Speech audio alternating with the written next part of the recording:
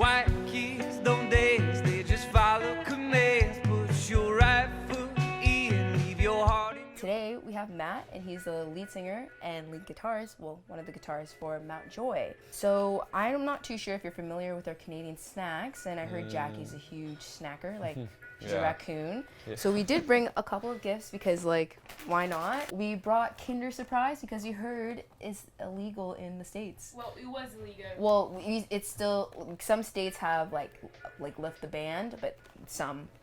What? Yeah, Kinder Surprise. Okay. So I've actually had Kinder in Europe, and it's delicious. Yes. But it's actually legal. The United States has an enormous amount of things wrong with it. This is likely one of them. But right? Yeah. And it's so good. It's so good. You want to know why it's illegal? Yeah, that was my question. It's because it's like a point of interest for like borders to smuggle in drugs. Not even because it's a choking hazard for kids. Well, we've got some drugs to bring back.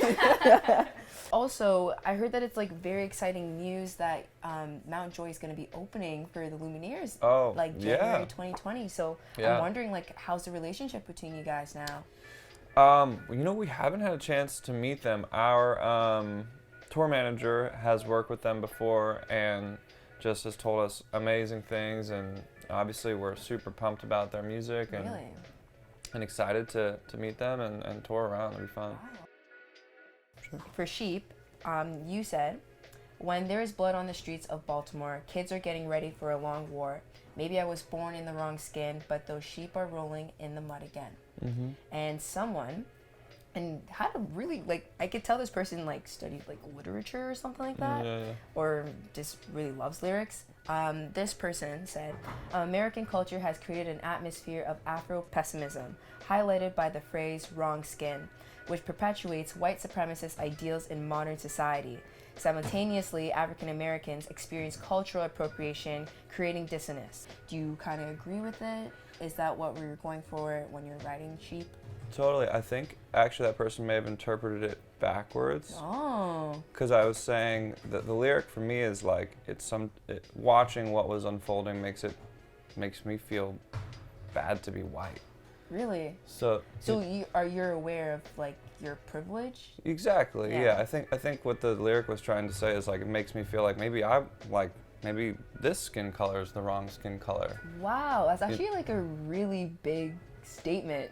Yeah. I've never heard that from another Caucasian male, ever. Well, yeah, I mean, I think it's hard for me now to look at the world and look through the lens of the way white people are behaving, whether they, are... That particular lyric is specific to Freddie Gray, which was an incident in which there was police brutality, which... Yeah. From there, that was kind of the first one, at least in America, that like gained massive national media attention. Yes.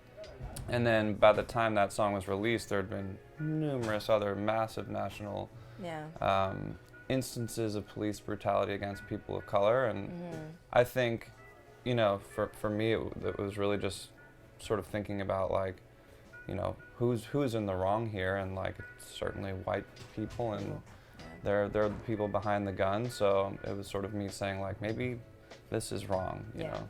Of course. That's actually really big of you to say, and that's what people need to hear. With you now and your band having a big platform, are you thinking of continuing to not only like sing a bunch of songs where you want to feel the vibe, where you feel, in your zone, but do you think that you're gonna include telling stories and telling like really good messages for your listeners?